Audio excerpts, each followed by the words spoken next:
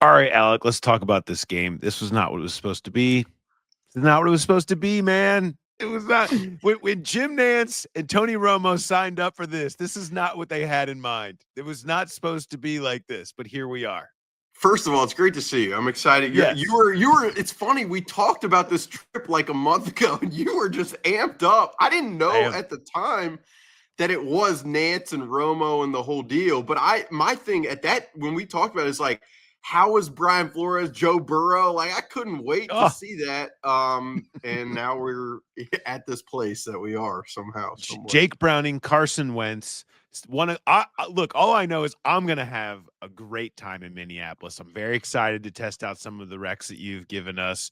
I'm gonna come back with a full report for everybody, but it looks like a great. I'm coming at just the right time. We got this game early in the season, so I don't have to worry about coming when it's cold and snowy or any of that. Lots of great direct flights from Cincinnati to Minneapolis, which I'm excited about. I've done the like half-hour layover there a million times where you have to run across the airport. Happy I can not have to worry about that and just get out into the town. So excited about my actual trip. But let's talk about this game. What Carson Wentz? Does anybody know what to expect here? I feel like I can't find anybody that can put a finger on what to expect with Carson Wentz. Well, he hasn't even been here a month. Like he arrived in I believe it was August 23rd for a workout. And at the time, the Vikings backup was going to be Sam Howell. They had made this trade with Seattle to get Sam Howell in the draft, and Sam Howell had a brutal training camp. And the Vikings decided at that point we need another backup behind our quarterback who had never played an NFL game. So they brought in Carson Wentz, who had familiarity with quarterbacks coach Josh McCown. And it's been like a speed round of trying to absorb what is a very complex system. He has some familiarity from his time in Los Angeles with Sean McVay a couple of years ago, but it is like his career, Paul, going through the arc of it. It's not like anything I've ever seen. I was doing it for a story I had Thursday, and it's like, he's got 3 seasons of 27 touchdowns and 7 interceptions. Then he's got the 2021 year with the Colts where he threw for 27 touchdowns, 7 interceptions, but it flamed out in the backstretch. He's had torn ACLs. He's had concussions. He went to Washington and it was terrible. I wrote this. It's like he's been a savior, a backup, a journeyman, a recovered starter. I mean, every single thing. And so with this infrastructure, with this coaching staff, there's probably some reason to believe, but I'm with you where, I've been asked here locally what I expect. There's just absolutely no telling on Sunday what it's going to look like. It's funny because, I think you can say the exact same thing for the Bengals. The Bengals actually probably have a way better feel for what it's going to look like. And even they're very much an unknown because how much will they adjust with Jake Browning? Like, how will they try to be a little bit more run heavy, less featuring some of the Joe Burrow wide open stuff? Will we see more under center play action? All these things that they just don't do a ton of with Joe because he can just sit back and pick people apart. And so how much does that change who they've even been through the first 2 weeks? We have seen this before where we've seen Brian Flores against Jake Browning, and Jake Browning had a memorable game. He threw his helmet, said, "You should have never effing cut me." And he was unbelievable. He tore up the blitz in a big way in that game. And it was like, okay, so will that cause Brian Flores to scale that back a little bit now, a different game plan that maybe he would have? I don't know. It's as wide open. Usually I feel like you go in and I know exactly what I expect this game to look like and what a winning formula will look like for this team and that team. I don't know. I'm just going to sit back and watch and we'll figure it out later. My question for you with the Bengals offense, if we just want to start there, because it is curious to me. You mentioned this game from 2023. I go back. I mean, that Vikings defense from a talent perspective was so devoid of talent that it was like this max pressure, max drop system. And the Bengals, that game in 2023 really supplied the formula for how to attack that defense. And it was a lot of like deep in breaking dagger cuts. This defense is so different from a talent perspective now, and they've implemented more coverages. My question to you would be, like, how much can they rely on the run game? Because that has been the one area of the Vikings defense early on that had, I mean, the Falcons just ran for 200 plus this past weekend. So how much can the Bengals rely on Chase Brown and that offensive line, which I know people there seem to have a lot of feelings about? Yeah, well, they have a pass blocking offensive line because they're the most pass heavy team in football, and now they need to figure out how to run the ball with them. So it makes it a little more challenging. Tough. And I don't know. I mean, they haven't been able to, I think they thought they were going to be able to come into this season and run the ball a lot better than they had in previous years. When Chase Brown took over midway through last season, Zach Moss got hurt and went out for the year, and they fully turned it over to him. Last half of the season, Chase Brown was 5th in the NFL in scrimmage yards. I mean, he was great, but he wasn't as explosive running the ball. A lot of his stuff came in the short, quick pass game and off script and stuff like that. Now, I think the opportunity they thought coming into this year was they can build the run game a little bit better around Chase Brown's skill set. And through 2 weeks, we just have not seen anything like that. It's been awful, worst in the NFL in terms of almost every major metric and yards per carry. Now the Browns run defense is good. So we're in a lot of small sample size territory. I think they're going to give a little bit more effort, obviously, with what's happening at quarterback, into invigorating that, whether that's more 12, which they used a lot last year at times, or just different types of maybe more of the under center and wide zone stuff, stuff that they haven't done as much because they're in gun run game. So I think sprinkling some of that stuff in to try to juice it up could help them. But yeah, it just hasn't been good. And you're asking guys whose specialty is pass pro to go run block. Dalton Reisner is the right guard. Vikings fans know that conversation, right? And so it's a lot of that happening on the line. Yeah, I mean, that, and Chase Brown, like I you know this, I went back and watched the film. I told you that the Bengals need to clean their all 22 camera because it was blurry or something like that. But Chase Brown does have juice, it seems, on very tape. much. But we've learned here in Minnesota time and time again that unless you are applying a vertical push on the front, there's just only so much to be left there. I will say, and we talked a little bit off camera, through company channels. Like this Jamar Justin matchup, this one in particular is interesting to me because the Vikings offense has been putrid through 2 weeks, and I wonder. Justin handles everything as well as he possibly can, but I wonder if this is an afternoon where Jake Browning is just spitting the ball out to Jamar and he's catching the ball 10 plus times, and Justin's having trouble getting the ball on the other side throughout the entire afternoon. Like, there is going to be a level of, I think, anxiety or frustration probably would be the better word on the Vikings sideline.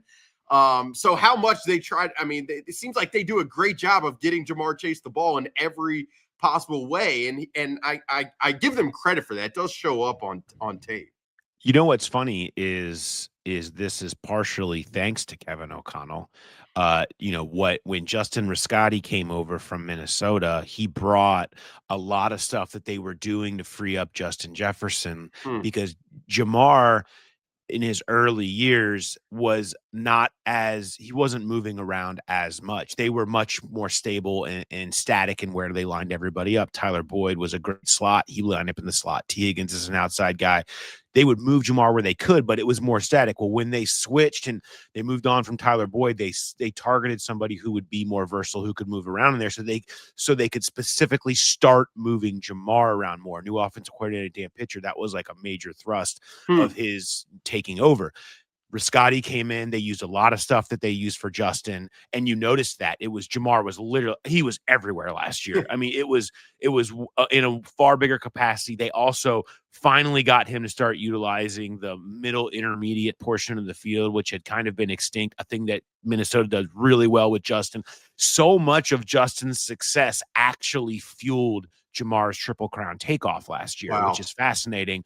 And a lot of it comes from some of the connections, and they were looking at what they were doing with Justin there. So you're going to see a lot of similar ways that they're going to try to get Jamar the ball and move him around and all that stuff, because it's some of the stuff they did with Justin. My question for you would be, what are the Vikings corners going to do? Like, I'm just going off generally some tape, some PFF grades, and you see Byron Murphy and Isaiah Rodgers, and they're not getting great reviews thus far. Where are they at? Like, is that a matchup nightmare type situation right now with Jamar and T coming to town? Yeah, it's a great question. I mean, the Vikings built this entire offseason essentially on the defensive side. Like the way I've described it is like Brian Flores, if he was at the roulette table and it was black was pass rush and red was coverage, he put all the chips on black and pass rush because of the signings that they made. They added Javon Hargrave on the interior. They added Jonathan Allen on the interior. Their two edge rushers I mentioned are different than who they had in 2023. Andrew Van Ginkel was a second team All-Pro last year. We'll see if he plays. He was in the concussion protocol last week. And then Jonathan Grenard, who is, for my money, maybe the most underrated edge rusher in the NFL. And so their front is incredibly dynamic. And the bet was, if you have such an explosive, havoc-wreaking front, then those guys on the back end, be it Byron Murphy Jr., Isaiah Rodgers, even Jeff Okudah, who's been a journeyman at this point, they hope that it remove and alleviate some of the pressure on those guys. And I'd say early on through two games, it's felt like that's happened some. Isaiah Rodgers, who's like the number 2 corner, has been pretty good. This guy was in Indianapolis. He was suspended for a year for gambling. Then he goes to Philadelphia. He played a little bit last year, and the Vikings made him a priority signing. He was like a Brian Flores guy. If we get this guy, he can be a really good starter for us. So it hasn't been brutal, but those guys, I mean, there is a lot on their plate this weekend to be able to tackle on the edge. And then you'll remember this. I mean, I'll never forget that 2023 game. T. Higgins made some catches over the top that pretty much won the game for them. Now the corners again are different, but it is going to be incumbent upon these sometimes smaller. I mean, they're smaller corners to win down the field. Like that's a big thing for me in this game is like on some jump balls that Jake Browning will probably throw because he has confidence in his arm. Who's going to come down with those balls? And if I were a Bengals person, like I would obviously have a lot of faith that they can come down with them. So much of the difference, I think, partially, they do the same thing, but Burrow to Browning is going to be much more of a, I got one-on-one, I'm just going to throw it up and let him go make a play. Burrow's a little bit more of a dissecting, processing, moving to the second, third read and holding for that extra bump to get something to put them in an even better position. Whereas Browning's going to be a little rougher with it. It's going to be, hey, there's Jamar. He's down there. I'm going to throw it to him and he's going to make a play. And he's had a ton of success, as any quarterback would, just saying, throw it up to 5-1. And it usually works out for the best for you. And that's part of what we saw happen in his game against Jacksonville this past week. And he had plenty of other plays, but like the explosives that the Bengals are going to get, like that's what it's going to look like. It's going to be Jake Browning seeing, they're clouding to Jamar. I'm throwing it up to T to go make a play. Last week, he goes over top of 2 Jags. They run into each other. He struts into the end zone and he's dancing. It's like, that's kind of what it is. And so I'll be fascinated to watch that matchup, because that's the equalizer with, it's a backup quarterback, but does it matter if the backup quarterback takes 3 steps and you're one-on-one against T. Higgins and Jamar Chase? That's what they're going to try to tap into. And that's my question. I mean, you said 3 steps. That's my question, really, more than anything else, is like how much 5-step deeper drop are the Bengals going to be willing to try when you have a rookie and Dylan Fairchild blocking Javon Hargrave? Like that matchup, those matchups on the front, as long as these guys are healthy, and even if the Vikings don't have Andrew Van Ginkel and it's Dallas Turner, like that to me could wreck the game. But that is why I expect the Bengals to just spit the ball out, and then it becomes a conversation of how well after the game, how well did Byron Murphy and Isaiah Rodgers and Jeff Okudah tackle? And it is not going to be easy to tackle those, because I will also say Harrison Smith, who has played for 90 years, has not played thus far through 2 games with a personal health issue. I would not be surprised if he makes his debut this weekend. And what that does for the Vikings defense, like he athletically, I mean, he's never been the most twitchy guy, but he is critical for this defense because of his ability to make checks pre-snap on the field. And Brian Flores gives him the license to tweak things on the fly, and his ability to see it is beyond any other player on the field. So if the Vikings have them, I do expect that to complicate kind of the back end picture even further for Jake Browning and that offense.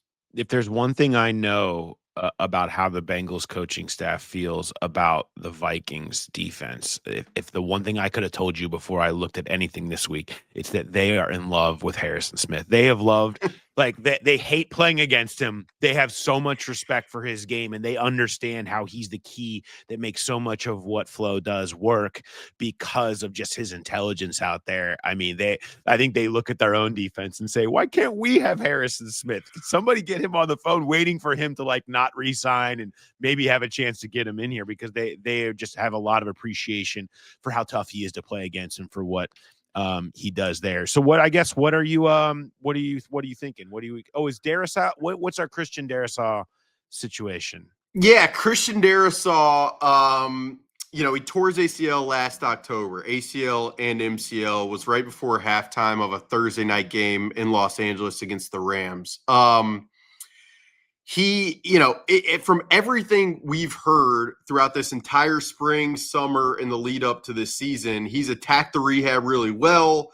He's done a great job. I think at this point, it is just a matter of, when is he ready to push full throttle and be back out there? And to do, my thought is like to do that, knowing who he would be lining up against in his first game back. Not the biggest easing back into things. But what I would say is, I feel 50-50 on it for Sunday. I know that's not the people who listen to my show probably want more insight than that. It's just been hard to peg. Like, he was questionable for week 1, and then he was out for week 2. So it's been this like herky-jerky kind of situation. And if the Vikings don't have Christian Darrisaw at left tackle, Justin School, the backup, has been in the concussion protocol. So you're potentially looking at third-string left tackle Walter Rouse, former 5th-round pick, who has never started a game, lining up across from Trey Hendrickson. And if that is the case, obviously the Vikings are sharp enough to align TJ Hockenson or tight end Josh Oliver to chip on every single snap. But that has the potential to really wreck the game. And we talked a lot about the Bengals offense. My other thing is, like, I told you this before we started recording, watching the Bengals defense. I mean, Dax Hill was kind of interesting to me. Jordan Battle, the safety, was kind of interesting to me. There were about 3 times where the Jags ran jet sweeps at Joseph Asai, and he just, came up the field fast, and there was a 9-yard gain. So I would say, just watching it, like, I'd have a lot of faith even with Carson Wentz and even potentially without Christian Darrisaw that Kevin O'Connell is sharp enough to scheme it up against this defense. But there's no question when you ask about Christian Darrisaw that if they don't have him and they don't have Justin School, the backup, that is red alert, purple alert, whatever you want to call it, for what might happen, I think, offensively. Having watched a lot of Trey Hendrickson in recent years, especially, he's obviously gets a lot of pressures and a lot of sacks, but like, man, he feasts when you have some scrub out there. Like when you lose somebody or he just dominates. Like it's not, he wrecks the game every single time. And you'll see like the Bengals use him. I call him, he's kind of a Mariano Rivera.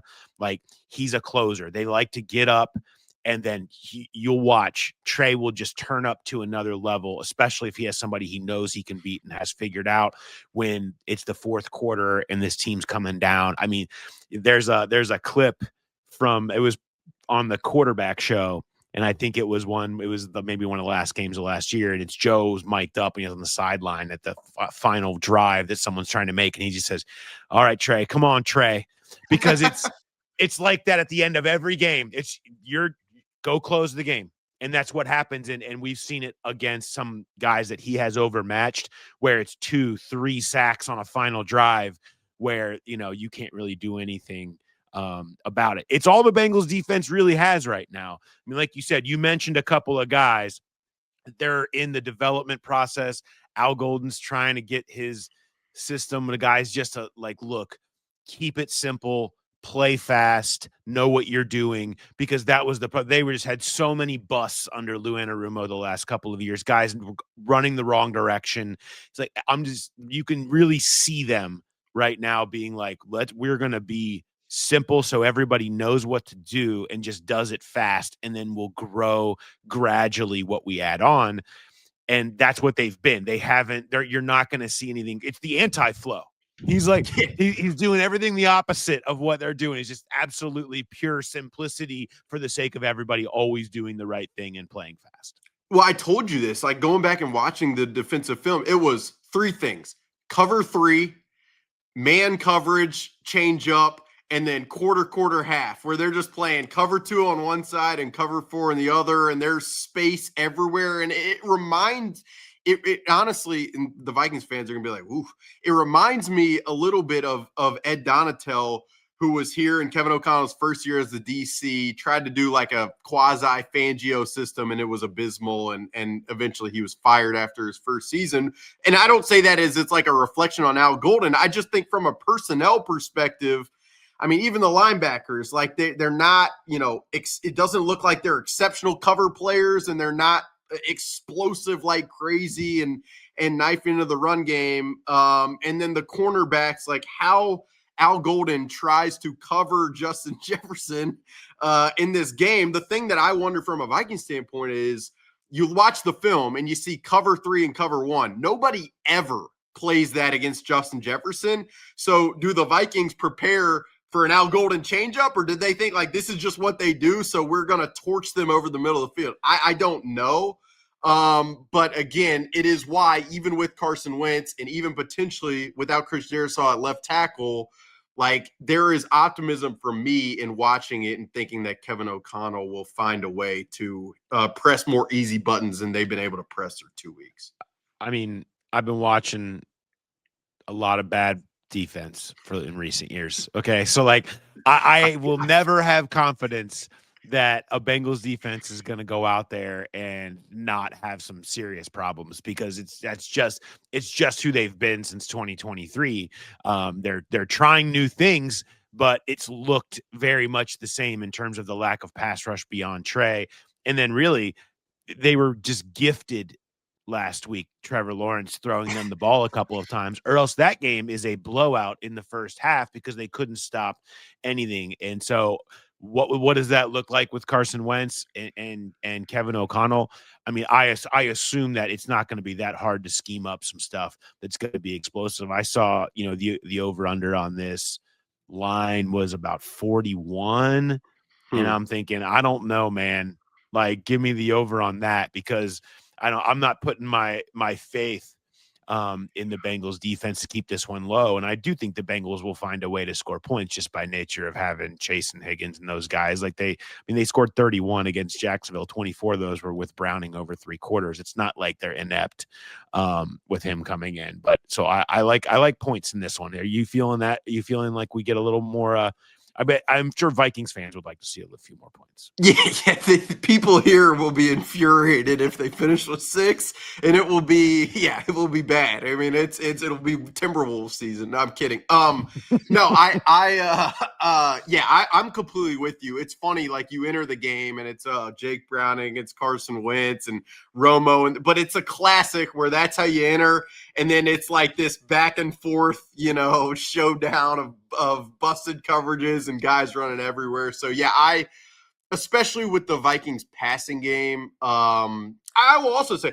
the Bengals run defense didn't impress me either. Like BJ Hill and TJ Slayton were just getting moved off the ball and from vertical double teams from a Jaguars O line that I'm not totally sure about. So like if Jordan Mason, the Vikings running back, who is now stepping into the full bell cow role without Aaron Jones, like if he goes off in this game, not going to be that surprised. But yeah, I Jamar and T over the top or those guys just creating yak. I fully am with you. That 41 feels like a gift for some people, no question. I'm with that. Do you have a gut feel on winner or loser, or are you just sort of riding it with I feel like this week's just one big shrug emoji. Like I don't know how much. I don't want to be held responsible for my prediction this week. Yeah, I mean, the people who listen to you, you're always a homer. That's what they're going to say. I think the Vikings, when they have their backs against the wall like this, and it happened in 2023 where they start out 0-3, ton of turnovers. Like there is something within this staff and Kevin O'Connell where they just find something. And I just believe, though Carson Wentz is Carson Wentz, his veteran and age and experience, I expect to kind of stabilize things a little bit. And then Brian Flores' defense, I mean, they like I said, they're mixing coverages at a rate that I didn't even see last year, where it's on the back end, they can play man, cover 2, cover 3, cover 4, cover 8. I mean, palms, like it is everything on the back end. So I see this as kind of a get right that opportunity for the Vikings at home, but I could be proven very wrong and be laughed at very soon. Yeah, I'm with you. I'm picking the Vikings here, right on the number by 3. But I just, because it's a tough environment. It's asking a lot of them to come in there and be able to hang. And I'm with you. I think Kevin is going to be able to scheme up some stuff against this Bengals defense. That's been, it's like every game though. It's going to come down to if the Bengals get the turnovers that they've been getting on defense for the first 2 weeks, or Carson doesn't throw it to them. I think they had realized that that's probably what it's going to end up coming down to. It's what we'll sit here and talk about on Sunday afternoon is that, oh yeah, it was the 2 dumb throws that Carson Wentz made ended up making be a good day for the Bengals defense and enough to win the game. And then you watch Carson, the 2 things that I would say, he has arm strength, he has some athleticism, but accuracy has been a problem. And I went back and watched the Chiefs games he played last year and the Rams 2 years ago. And the ball can be sprayed all over the place. And then he will make a throw that's like, wow. So yeah, you're exactly right. And I think it goes for the Vikings defense too. Like if we're sitting here on Sunday and it's the Vikings forced 3 turnovers and Harrison Smith had an interception, and then that's probably what will sway this game. But I expect to be kind of a drunk, back and forth, sloppy, what is going on? This is nuts type of ordeal. That feels apt. And multiple gritties, without question. Multiple. Yeah, gritties. It's a gritty off. It's a gritty off. It's a gritty off. It's just over under gritties is at 3 right now, I think, in this game, without question. I might take the over on that too. We can get MGM on that. Yeah. Get MGM in a number of gritties on this one. I think it's very possible we go over 3. This is fun, Alec. Appreciate it. I'm hopefully I will have my reviews going to Murray's to the steakhouse on Friday. So I feel like a lot of people have been steering me that direction. I'm feeling pretty good about that. And so we'll see how it goes. But I'm super excited to get into the Twin Cities this weekend and have some fun. Yeah, can't wait to see, man. This was absolutely fun. We will do it again at some point. Probably not under Jake Brown and Carson Wentz circumstances. So I look forward to finding out who the quarterbacks will be next time we talk. It's crazy. Thanks, Paul. Appreciate it. Have fun. And yeah, Pride Brewing. You got to go there. Go there. I'll do that. We'll do it. Awesome. Thanks.